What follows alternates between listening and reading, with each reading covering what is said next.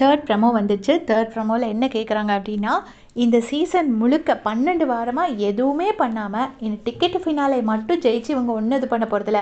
எனக்கு கிடைக்கலனாலும் பரவாயில்ல, இவங்களுக்கு அந்த டிக்கெட்டு ஃபினாலே கண்டிப்பாக கிடைக்கக்கூடாது அப்படின்னு நீங்கள் யாரை சொல்கிறீங்கன்னு சூப்பராக ஒரு டாஸ்க்கு கேட்டு விஜய் சேதுபதி சார் கொளுத்தி போட்டுட்டாரு. சீசன் 6 வந்து இந்த மாதிரி அர்ச்சனாக்கு சீசன் 7 வந்து அர்ச்சனாக்கு சொல்லி அர்ச்சனா பார்ட்டிசிபேட்டே பண்ணக்கூடாதுன்னு சொல்லியிருந்தாங்க. அந்த மாதிரி கேட்குறாங்களா என்னன்னு தெரில. எல்லாருக்கும் 2 சாய்ஸ் கொடுக்கலாம் போல இருக்குது.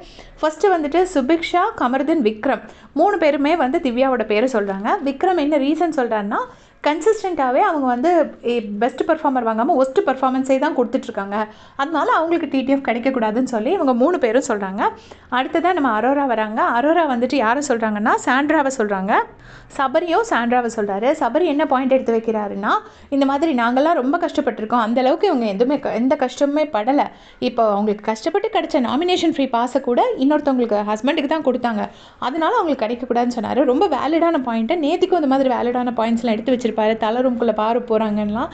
இதெல்லாம் ஏன் எபிசோடில் பேச மாட்டேங்கிறாருன்னு தெரியல. எபிசோடில் பேசியிருந்தாருன்னா நல்லா ஸ்கோர் பண்ணியிருந்திருக்கலாம். அப்புறமா சுபிக்ஷா வந்து எகெயின் இன்னொரு சாய்ஸாக வந்து கமருதீனை சொல்கிறாங்க. கமருதீனை சொல்லிவிட்டு இப்போ திவ்யாவும் கமருதீனை தான் சொல்கிறாங்க. என்ன சொல்கிறாங்கன்னா, தலை டாஸ்க் தவிர்த்து வேறு எந்த டாஸ்க்லையும் பெருசாக அவரோட பெர்ஃபார்மன்ஸை நான் பார்க்கல அப்படின்னு சொல்லியிருக்காங்க. ஸோ யாருக்கு டிடிஎஃப் கிடைக்கக்கூடாதுன்னு எனக்கு தெரிஞ்சு இவங்க எல்லோரும் சேர்ந்து சூஸ் பண்ணால் மோஸ்ட்லி திவ்யா ஆர் கமருதீனை சூஸ் பண்ணுறதுக்கு தான் நிறைய சான்சஸ் இருக்குது. இல்லைனா சாண்ட்ராவை சூஸ் பண்ணுறதுக்கு நிறைய சான்சஸ் இருக்குது. ஏன்னா வைல்ட் கார்ட்ஸ் ஈஸியாக அட்டாக் பண்ணிடலாம். அண்ட் சாண்ட்ராக்கு ஈஸியான ஒரு ரீசனும் இருக்குது, அவங்க நிறைய அழுதாங்க அப்படிங்கிறது.